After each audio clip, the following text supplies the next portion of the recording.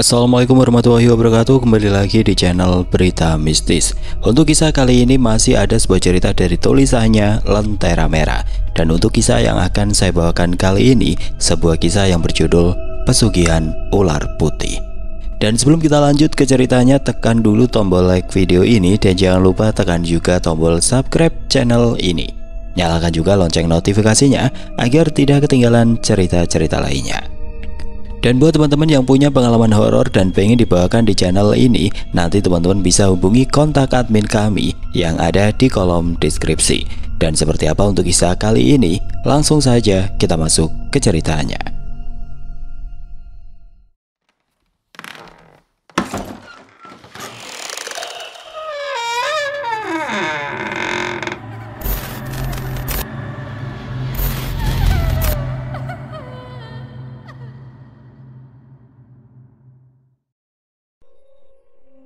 Kabut tipis menyelimuti jalan setapak berbatu yang membelah desa K, sebuah desa kecil di kaki pegunungan kecamatan P.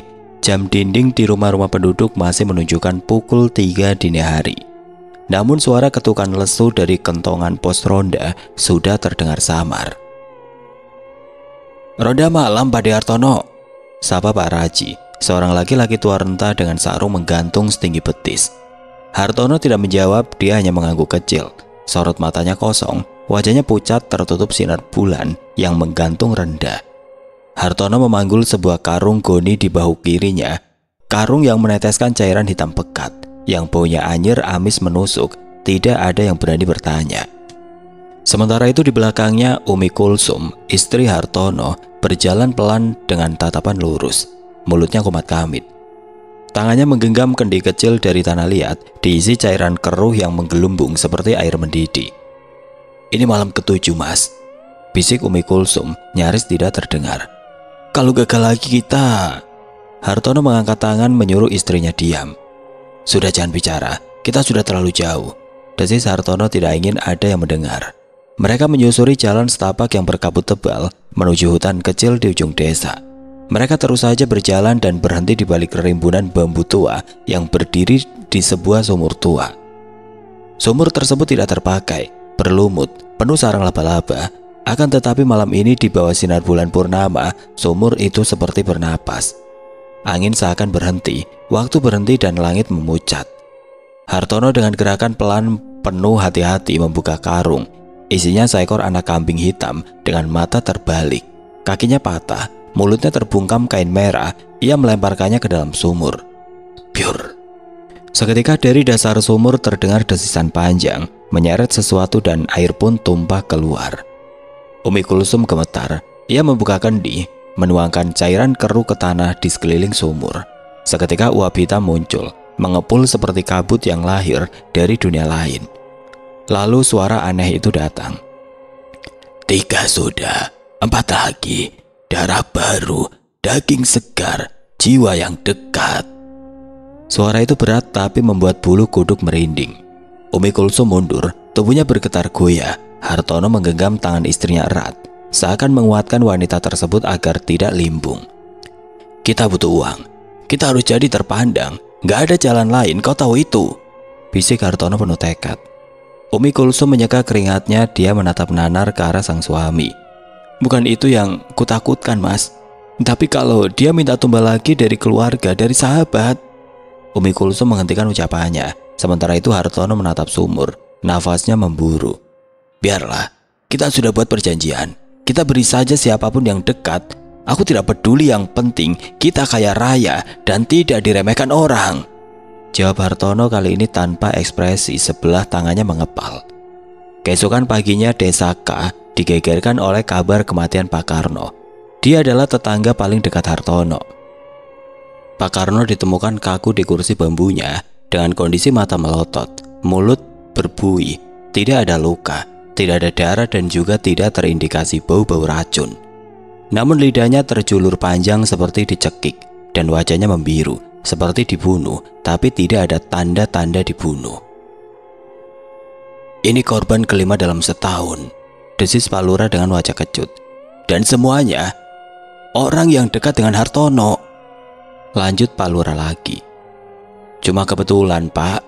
potong orang lain.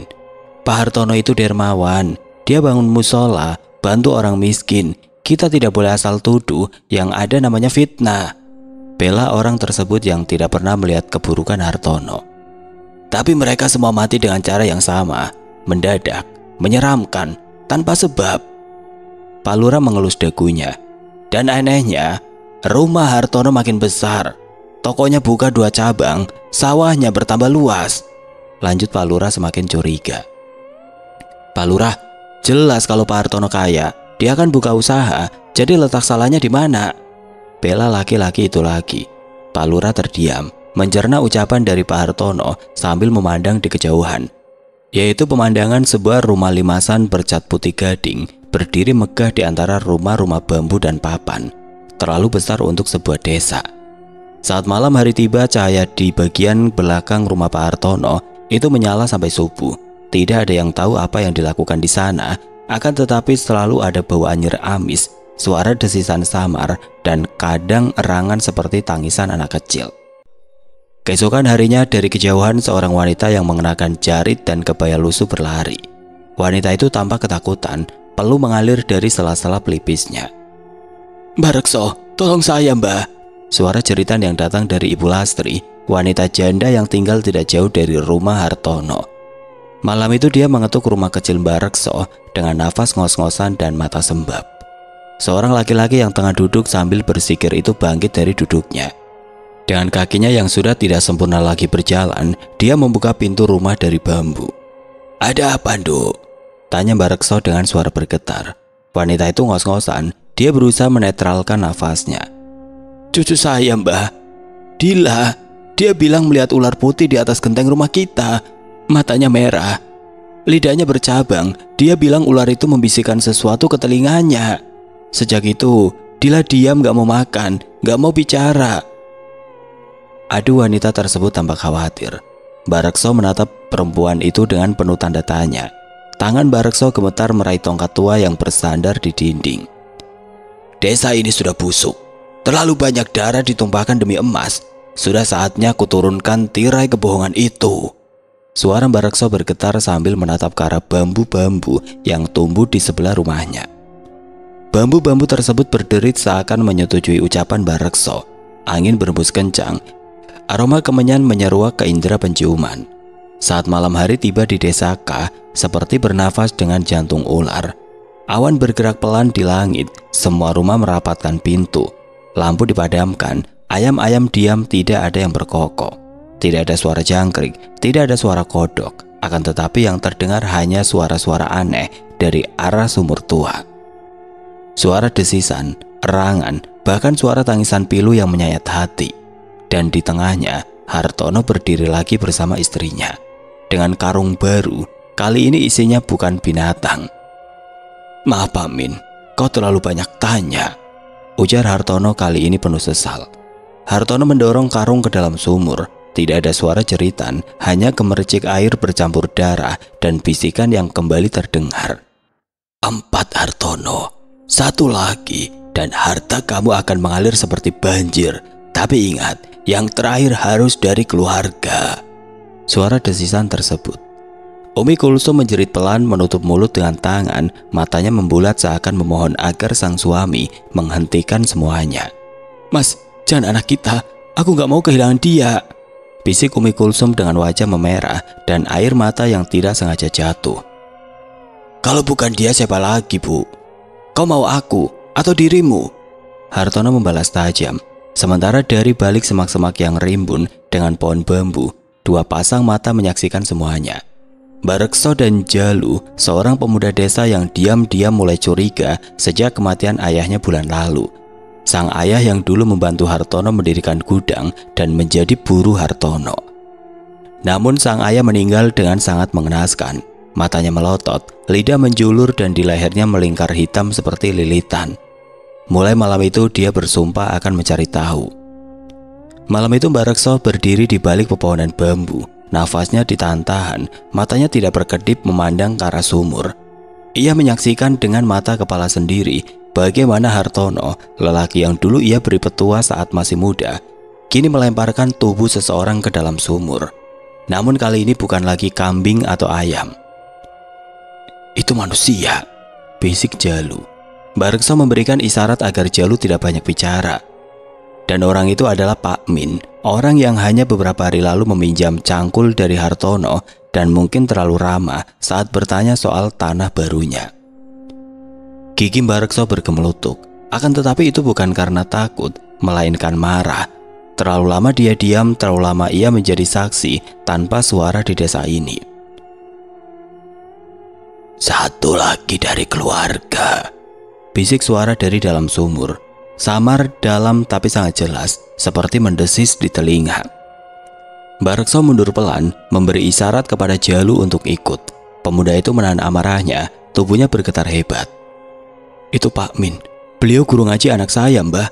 Dia orang baik." Jalu tidak menyangka menyaksikan kekejian itu dengan matanya sendiri. "Sudah, jangan dibahas lagi. Kita belum waktunya bicara, tapi waktumu nanti akan datang. Dan Hartono akan melihat siapa yang akan dilempar ke sumur itu terakhir kali," jawab Mbak Rekso dengan wajah merah penuh gurat kemarahan. Esok paginya seluruh desa gempar lagi. Jenazah Pak Min ditemukan di ladang. Telungkup matanya terbuka, anehnya tidak ada bekas luka sedikit pun. Akan tetapi darah segar menetes dari telinganya, mengalir ke tanah seperti tinta merah keunguan. Di tengah kerumunan Hartono datang terlambat. Seperti biasa, wajahnya datar. Namun malam tadi ia sudah tahu kematian itu akan datang. Ia mengusap bibir dengan tisu saat melihat jenazah Pak Min dibopong. "Kasihan, mati mendadak, mungkin serangan jantung," imbu Hartono lagi. Mbak Rekso menatap dari kejauhan. Dia berdiri dengan tongkat kayu, pakaian lusuh dan peci hitam tua yang sudah kehilangan bentuk. Akan tetapi matanya tajam. Dia pun mulai mengumpulkan orang-orang yang berpihak kepadanya. Malam itu, mereka berkumpul di gubuk Mbak Rekso yang reot. Api kecil dari lampu templok menerangi wajah-wajah mereka yang tampak tegang. 4 tumbal jatuh tahun ini, 2 dari keluarga Jawa Hartono. 2 dari warga biasa dan semuanya punya hubungan dengan Hartono. Tidak ada yang kebetulan di dunia ini, ucap Mbak Rekso dengan suara berat. "Lalu maksud Mbah, Hartono ini ikut pesugihan?" tanya Jalu dengan suara gemetar. "Lebih dari itu, dia ikut pesugihan ular putih. Kau tahu artinya?" "Artinya, roh leluhur gunung sudah dia panggil keluar, dan itu bukan main-main. Itu setan paling rakus. Dia tidak mau sekedar darah binatang, dia mau jiwa manusia. Dan semakin dekat darahnya dengan si pemuja, semakin besar berkah yang diberi." Suasana mendadak sunyi, hanya suara api yang meletik di pelita. Jalu menelan ludah. "Berarti Hartono akan menumbalkan keluarganya sendiri?" tanya Jalu memastikan. "Sudah pasti, dan malam ini dia akan dipaksa memilih." Rumah Hartono malam itu dipenuhi aroma bunga melati yang menyengat, bercampur dengan asap kemenyan yang begitu pekat hingga terasa menyesakkan dada. Umi Kulsum dalam balutan kebaya putih bersulam emas yang tampak kontras dengan wajahnya yang pucat pasi, duduk di atas tikar usang. Di depannya semangkuk darah ayam jago menguap. Aroma anyirnya menyatu dengan aroma mistis yang memenuhi ruangan. Tangannya gemetar hebat. Kuku-kukunya tampak memutih. "Mas, anak kita tidur. Tolong jangan dia. Kalau harus aku yang menggantikannya, aku rela," pinta Umi Kulsum dengan suara terputus-putus, diiringi isak tangis yang tertahan. "Shh!" Hartono membentak, suaranya bergetar menahan amarah dan ketakutan. "Kita sudah terlalu dalam. Kita tidak bisa mundur. Harta itu, kita butuhkan harta itu. Dia anak kita, Mas. Darah kita sendiri. Kenapa kita tega?" Umi Kulsum merintih. Matanya berkaca-kaca menatap suaminya dengan penuh keputusasaan. "Justru karena dia darah daging kita, dia tumbal yang paling ampuh." Hartono membentak lagi, matanya liar. Dia meraih lilin hitam terakhir, tangannya gemetar hebat hingga lilin hampir jatuh. Seketika itu juga, desisan panjang dan mengerikan menggema dari balik lantai kayu, seperti auman ular raksasa yang terkurung. Bunyi gesekan kayu dan sesuatu yang berat bergeser terdengar samar, menambah suasana mencekam. Lantai bergetar. "Berikan sekarang, berikan anakmu, tubuhnya, jiwanya, maka harta yang kau minta akan turun malam ini juga.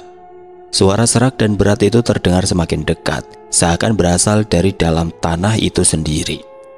Hartono menoleh ke kamar anaknya. Bayangan anak lelakinya yang tertidur pulas, perlu membasahi keningnya, bantal guling kesayangannya yang sudah compang-camping dalam pelukannya, terbayang jelas di benak Hartono. Bayangan itu semakin memperkuat rasa sesal dan penyesalan yang mulai menggerogoti hatinya. Langkah Hartono berat, seperti terbebani beban seberat gunung. Keringat dingin membasahi seluruh tubuhnya, nafasnya tersegal-segal. Namun ia dipaksa oleh sebuah kekuatan yang tidak terlihat untuk melangkah maju, menuju kamar anaknya, menuju jurang kehancuran. Akan tetapi tepat saat tangannya menyentuh dinginnya gagang pintu kamar sang anak, sebuah ledakan dahsyat mengguncang bumi. Brak, dem. Bukan sekedar suara melainkan getaran yang menggoyang tulang sumsum. Pintu depan hancur berkeping-keping, terlempar jauh seperti mainan anak-anak. Asap putih pekat berbau belerang menyengat, mengepul dari tanah yang retak, menyelimuti halaman rumah dalam kabut hitam menyelimuti. Suara gonggongan dari anjing hutan yang ganas dan menyeramkan bersautan dari kegelapan, menciptakan simfoni kengerian yang mengiris hati. Dari ambang pintu yang hancur itu muncullah sosok Mbak Rekso. Wajahnya teduh dengan balutan kain kafan usang yang koyak, kalung dari tasbih menggantung di lehernya. Sebuah keris panjang dan berkilau saat dibuka. "Berhenti di situ, Hartono," suara Mbak Rekso serak dan berat. Hartono terpaku, tangannya masih tertuju ke arah pintu kamar anaknya. Umi Kulsum menjerit, suaranya tercekik oleh rasa takut yang membuncah. Tubuhnya gemetar hebat, ingin lari, namun kakinya seperti tertanam di tanah. "Mau apa kau tua bangka? Kau mengganggu ritualku," Hartono meraung. Suaranya bukan lagi suara manusia, melainkan raungan binatang buas yang kelaparan.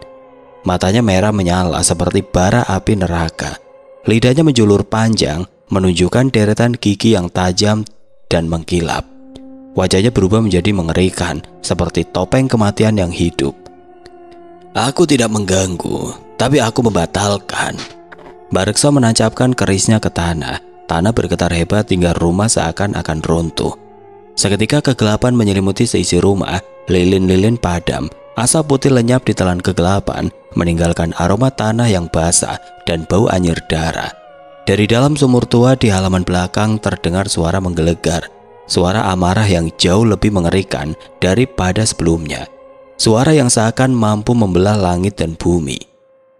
"Kau melanggar perjanjian, Hartono. Tumbal terakhir belum kau beri. Kau berdusta, maka kini kau yang akan menjadi tumbal." Suara retakan tanah semakin keras, semakin dekat, lantai rumah bergetar hebat, seperti akan terbelah. Dan tiba-tiba dari dalam tanah muncullah ular putih raksasa dengan sisik-sisiknya yang berkilauan dalam gelap. Mata merah menyala seperti bara api dan gigi-gigi tajam seperti pisau yang siap merobek daging. Ular itu muncul dengan kekuatan dahsyat, menghancurkan lantai rumah, menciptakan jurang maut yang menganga. Umi Kulsum menjerit histeris. Suaranya hilang ditelan oleh raungan ular dan runtuhnya rumah. Hartono jatuh tersungkur, wajahnya pucat pasi. Semua warna lenyap dari wajahnya, hanya menyisakan keputusasaan yang mendalam. "Tidak, aku masih ingin kaya. Jangan aku, jangan aku." Ratapan Hartono putus-putus, tenggelam oleh desisan mengerikan ular raksasa itu. Dalam sekejap ular putih itu melilit tubuh Hartono dengan kekuatan yang luar biasa, menghancurkan tulang-tulangnya, menyeretnya masuk ke dalam tanah yang menganga, menelan tubuhnya bersamaan dengan lantai rumah yang ambles, seolah ditelan bumi. Umi Kulsum pingsan, tergeletak tidak berdaya di tengah runtuhan rumah, dikelilingi oleh kegelapan dan aroma kematian yang mencekam. Keesokan paginya Desaka diselimuti kesunyian. Sunyi senyap yang lebih menakutkan daripada biasanya. Rumah Hartono telah lenyap, hanya menyisakan puing-puing bangunan yang berserakan. Di tengah runtuhan tergeletak sebuah kendi tanah liat yang retak, berlumur sisa darah yang mengering, membentuk pola aneh yang menyerupai peta aliran sungai yang bercabang-cabang menuju neraka. Aroma anyir darah masih tercium samar, bercampur dengan bau tanah yang lembab dan dingin. Pak Lurah, wajahnya pucat pasi, datang ke lokasi kejadian. Menatap ke arah tempat tersebut, dia merasakan hawa dingin yang menusuk tulang. hawa yang berbeda dari udara pagi yang seharusnya. "Mbak Rekso, sudah selesai?" tanya Pak Lurah, suaranya bergetar, menunjukkan rasa takut yang teramat dalam. Mbak Rekso dengan wajahnya yang keriput dan dipenuhi garis-garis seperti peta sungai kehidupan hanya menggeleng pelan. "Belum, tapi si penjilat darah sudah pergi. Kita masih harus membersihkan desa ini dari sisa-sisa hitamnya. Kutukan itu masih bisa menempel pada siapapun yang tamak, yang haus akan kekayaan tanpa memperdulikan nyawanya." Suara Mbak Rekso berat seperti menggema dari dasar jurang. Jalu menatap langit. Matahari terbit di balik kabut tebal yang menyelimuti desa, menciptakan suasana yang suram dan menakutkan. Cahaya matahari yang seharusnya membawa kehangatan justru terasa dingin, menusuk hingga ke tulang. Udara terasa beku, seperti dibekukan oleh nafas kematian. Dan entah kenapa, dari balik pepohonan yang rindang, Jalu melihat sosok kecil yang putih meliuk-meliuk pelan menuju sumur tua yang terkenal sangat angker. Seekor ular putih kecil dengan mata merah yang menyala merayap pelan menuju ke dalam sumur, lalu menghilang di telan kegelapan. Namun desa tidak menjadi tenang. Justru sebaliknya, kesunyian itu dipenuhi oleh keluhan-keluhan yang semakin banyak. Bayi-bayi menangis tanpa sebab setiap malam. Tangisan mereka pilu dan menyayat hati, seperti jeritan arwah yang tersiksa. Ayam-ayam mati mendadak, tubuh mereka dingin dan kaku, tanpa sebab yang jelas. Air sumur berubah keruh, berbau busuk dan amis, seperti darah basi. Bahkan pohon mangga tua yang menjadi kebanggaan desa, yang berdiri kokoh di tengah balai desa, mengering dalam semalam. Daun-daunnya rontok, menciptakan pemandangan yang mengerikan. "Ya Tuhan, apalagi ini?" desis Jalu. Jalu berlari tergesa-gesa menuju gubuk Mbak Rekso. Nafasnya terengah-engah, dadanya sesak terasa seperti akan meledak. Di tangannya ia menggenggam erat seikat kemenyan dan sebuah gulungan kertas bertuliskan aksara Jawa kuno yang ditemukannya di kolong rumah ibunya. Kertas yang mengeluarkan aroma amis, seperti bau darah basi yang membusuk. "Mbah, aku nemu ini di kolong rumah, baunya amis kayak darah basi." Suaranya bergetar, menunjukkan rasa takut dan cemas. Mbak Rekso menerima gulungan kertas itu. Jari-jari keriputnya menyentuh kertas itu dengan hati-hati. Dahinya mengernyit, matanya menatap aksara Jawa kuno itu dengan seksama. Wajahnya tampak semakin serius. "Ini bukan tulisan sembarangan." Suara Mbak Rekso berat, menunjukkan bahwa ia telah menemukan sesuatu yang sangat penting dan berbahaya. Jalu menatap Mbak Rekso dengan bingung, menunggu penjelasan dari Mbak Rekso. "Apa artinya, Mbah?" "Ini perjanjian. Bukan cuma Hartono yang menandatangani pesugihan itu." Mbak Rekso berkata dengan suara yang rendah, tapi penuh dengan arti yang sangat dalam. Jalu menahan nafas, tubuhnya menegang. Ia merasakan hawa dingin yang semakin menusuk, bulu kuduknya meremang, hawa kematian yang semakin dekat. "Maksud Mbah, ada yang lain?" "Ya, dan orang itu masih hidup. Dia belum tertangkap oleh ular putih. Tapi karena Hartono mati lebih dulu, maka tumbal yang belum ditunaikan pindah ke dia." Mbak Rekso menatap Jalu dengan tatapan yang dalam. Malam itu desas-desus mulai menyebar. Orang-orang berkumpul di rumah-rumah dengan lampu temaram. Tidak ada yang berani keluar setelah maghrib. Anjing-anjing menggonggong sepanjang malam dan beberapa warga mengaku mendengar suara wanita menangis dari sumur belakang balai desa. Di rumah kepala dusun, Pak Lurah sedang duduk memandangi peta desa. Di belakangnya anak perempuannya duduk sambil menggambar. "Pak, kenapa ada ular putih di gambar Karina?" tanya anak Pak Lurah yang paling kecil. Pak Lurah mendekat. Di kertas itu tergambar rumah-rumah warga dengan garis merah mengelilingi salah satunya. Rumah milik Bu Juminten, dan di tengah-tengah seekor ular putih menggeliat di bawahnya. Pak Lurah meremas kertas itu, hatinya mulai digerogoti rasa bersalah. Sementara itu Bu Juminten, janda kaya yang tidak pernah ke ladang, selalu punya emas besar di leher dan pergelangan tangan. Ia bilang emasnya warisan dari suaminya yang dulu dagang kain, akan tetapi tidak ada satupun yang pernah melihat toko atau bekas usaha itu. Kini wanita itu duduk sendirian di ruang belakang rumahnya, menatap kendi tanah liat di pojok ruangan. Di dalam kendi terisi cairan merah gelap. Sesekali cairan itu beriak, seolah bernafas.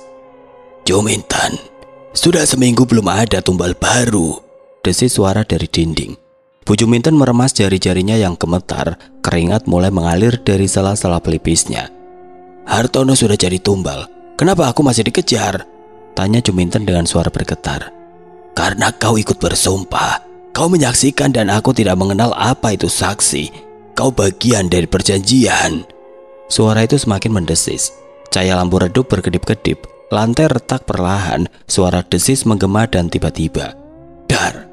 Kendi itu meledak. Isinya tumpah, mengalir seperti darah ke arah kaki Bu Juminten. Wanita itu menjerit, namun tidak bisa berdiri. Tubuhnya beku.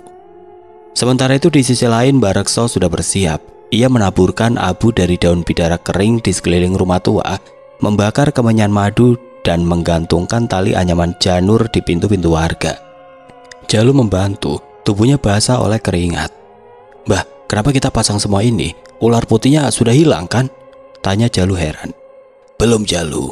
Ular itu sedang mencari pemilik baru, dan jika kita tidak tutup pintunya, dia bisa merasuki siapapun."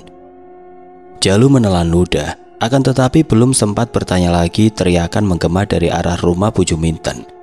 "Tolong, tolong!" Suara itu mirip lolongan panjang. Warga berlarian, langit memerah, api membumbung dari rumah di ujung jalan, dan dari balik api sesuatu muncul. Seekor ular putih sebesar pohon kelapa melilit tubuh Bu Juminten yang sudah lemas. Dari mulutnya darah mengalir membentuk simbol aneh di tanah.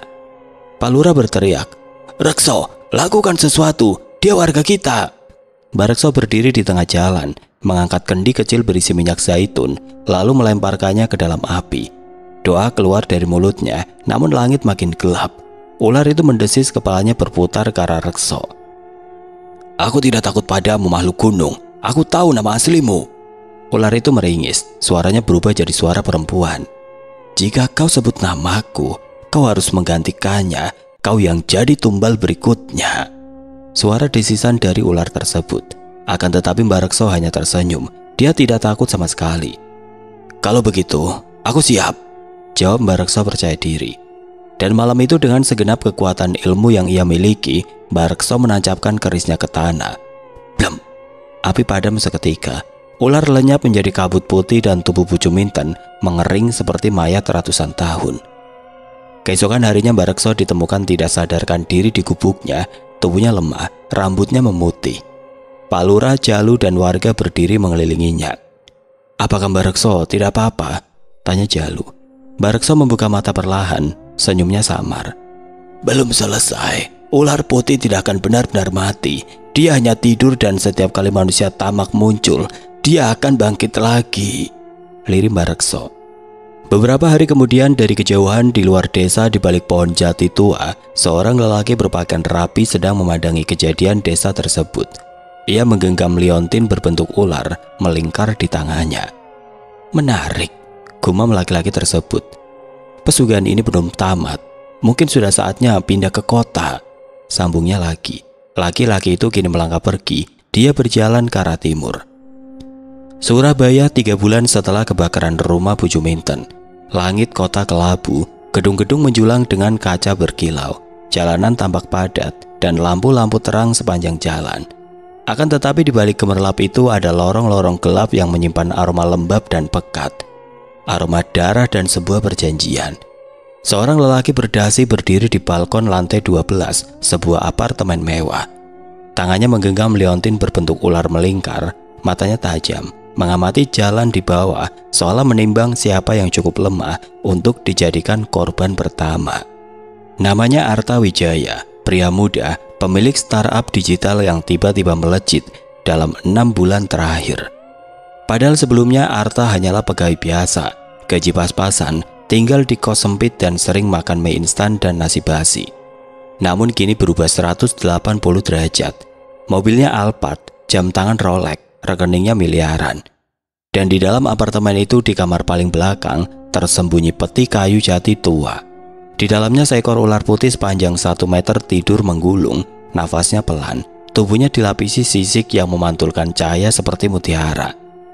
Arta menyalakan buhur dan dupa sebagai pengganti kemenyan. Baunya mencuat, memenuhi ruangan. "Aku sudah penuhi 2 tumbal, keduanya sesuai syarat, Mbah. Yang pertama, bos lamaku, yang kedua pacarku sendiri," Arta berkata dengan nada berat.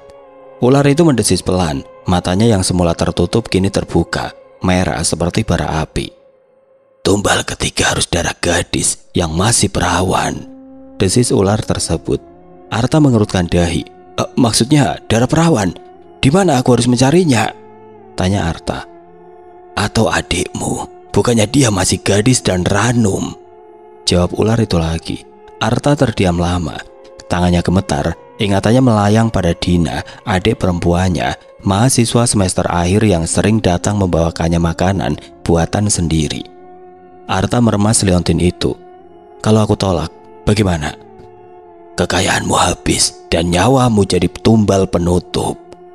Di sisi lain kota, seorang pria tua dengan jaket kusam turun dari bis antar kota. Tongkat kayu di tangannya bergemeretak setiap kali menyentuh lantai. Matanya tajam, meski tubuhnya tampak ringkih. Barekso, dia berjalan perlahan, menyusuri jalanan kota yang masih asing, menatap langit yang tidak pernah gelap karena lampu neon. Ular itu belum tidur selamanya. Aku bisa mencium jejaknya.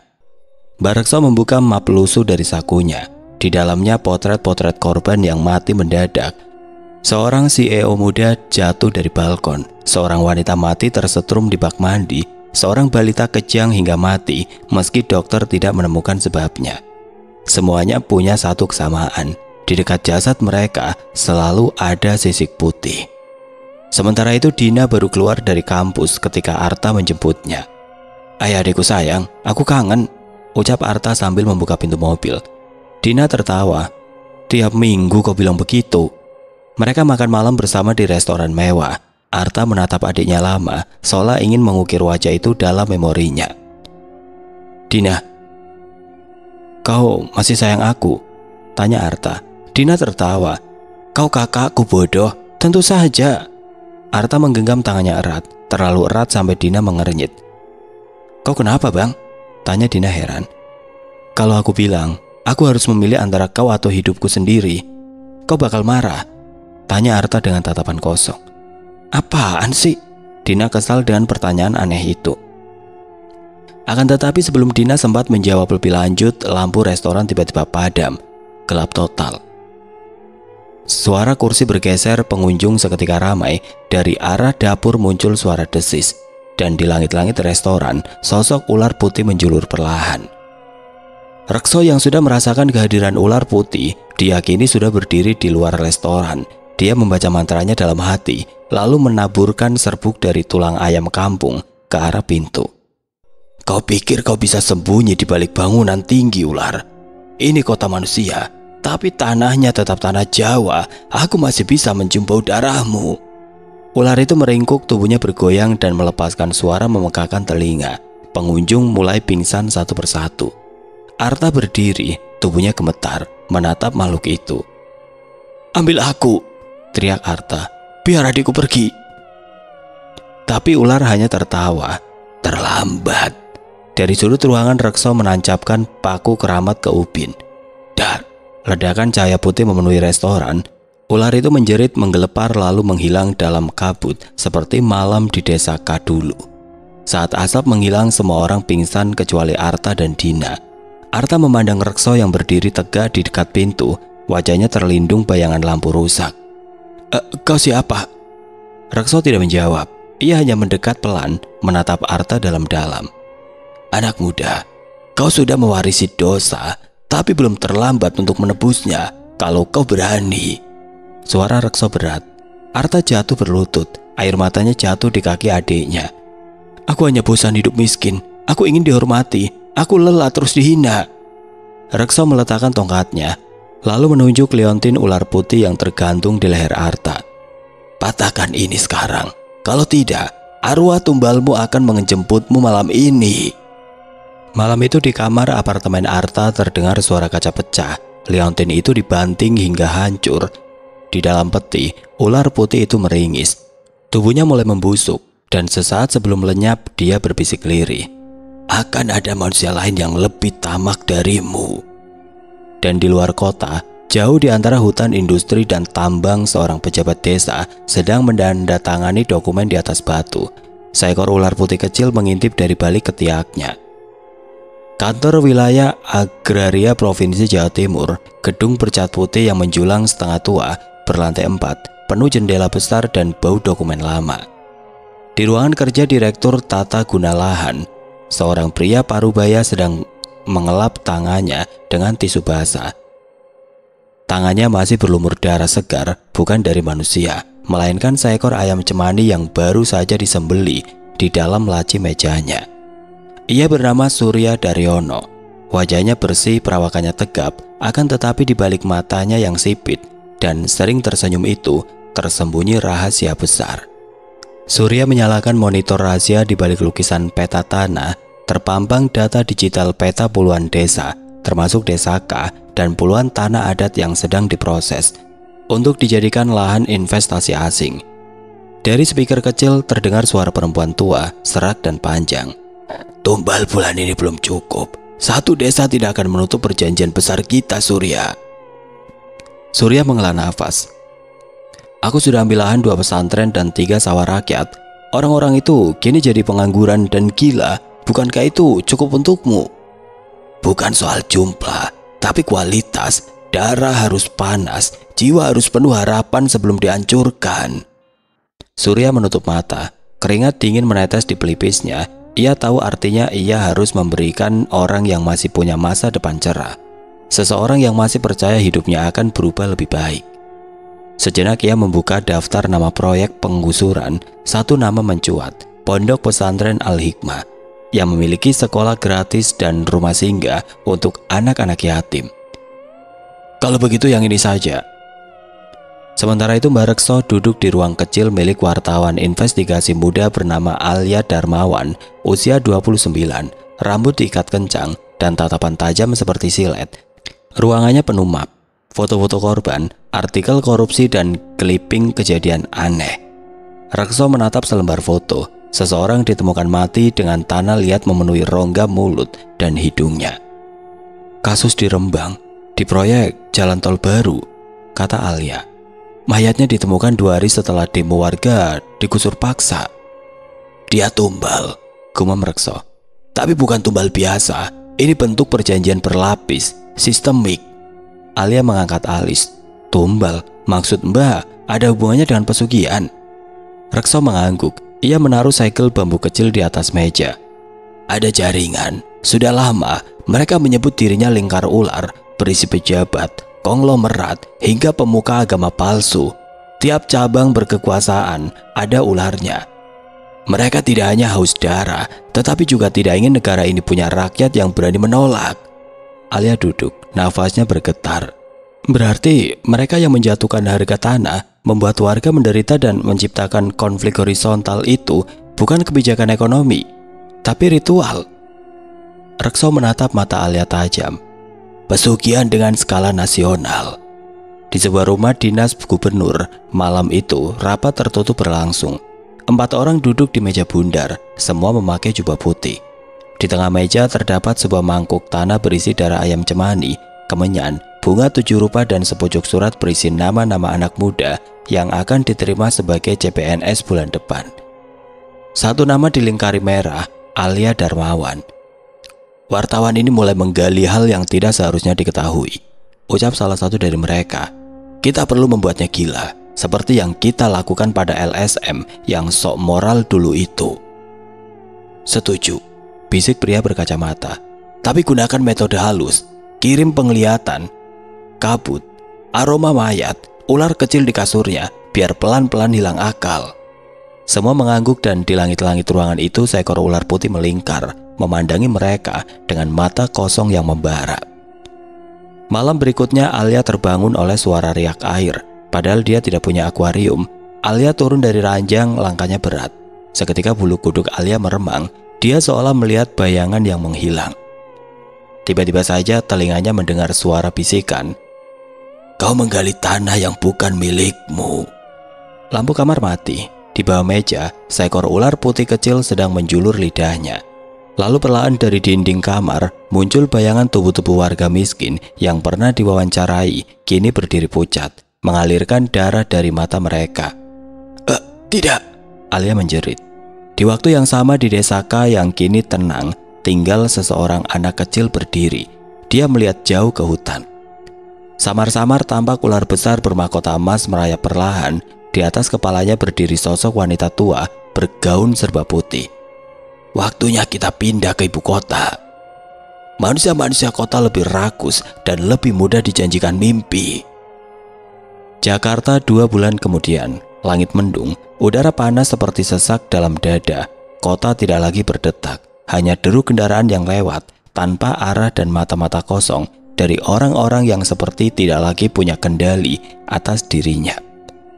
Alia duduk di sebuah kamar hotel kecil di daerah Cikini. Di dalamnya penuh kertas, foto-foto korban penggusuran, dan segel bambu dari Mbak Rekso. Alia menulis, akan tetapi tangannya gemetar. Beberapa malam terakhir ia tidak lagi yakin pada realita. Kadang melihat tangannya sendiri bersisik, kadang tubuhnya mengambang di langit-langit kamar. Kadang ia merasa dunia ini hanyalah mimpi buruk yang dibungkus sihir. Namun satu-satunya yang membuatnya bertahan adalah suara Mbak Rekso yang kini sudah hilang kontak selama seminggu. Jika mereka sudah menjelma jadi sistem, maka yang harus kau lakukan bukan melawan mereka, tapi membuat mereka saling memakan. Ucapan dari Mbak Rekso. Malam itu alarm kecil di komputernya berbunyi. File masuk dari sumber tidak dikenal. Kandang ibu, koordinat dan nama lokasi. Di bawahnya tertulis pusat pertemuan lingkar ular. Jika kau masuk, kau tidak akan kembali sebagai manusia, tapi kau bisa membakar akar dari dalam. Lokasi sebuah bunker rahasia di bawah gedung pemerintah di Jakarta Selatan. Alia menyusup dengan membawa kamera tersembunyi dan satu benda warisan dari Mbak Rekso, segel tanah hitam yang mengikat roh-roh tertindas. Dia tidak sendiri. 3 lelaki tua berpakaian santri menyertainya. Mereka disebut 3 penjaga nisan, orang-orang yang ditolak sistem karena tidak tunduk pada pesugihan. Begitu mereka masuk, lorong-lorong gelap menyambut. Dindingnya basah. Ada aroma kemenyan tapi juga darah segar. Di sepanjang lorong tergantung foto-foto orang-orang penting, menteri, bupati, direktur, semuanya dengan mata disensor. Tapi sisik ular merayap di leher mereka. Di ujung lorong itu terbuka sebuah ruangan besar dan gelap. Altar batu melayang di tengah ruangan. Di atasnya, Umi Kulsum berdiri lebih muda, lebih angkuh, dan kini tidak lagi manusia. Matanya bening seperti kaca dan lidahnya bercabang. Di sekelilingnya duduk para pejabat bersila dan memegang kepala ular kecil di kedua tangan. Malam ini, tumbal terakhir akan ditentukan oleh roh-roh dari para pengungsi. Kami telah membuat mereka miskin, gila dan mati sia-sia. Tapi yang terbaik adalah mereka yang berani membongkar kami. Matanya beralih ke Alia. Selamat datang tumbal penerang. Alia tersentak, kakinya lumpuh. Di dalam pikirannya semua suara bergema. Dia melihat puluhan wajah korban, termasuk anak-anak yang pernah diwawancarai.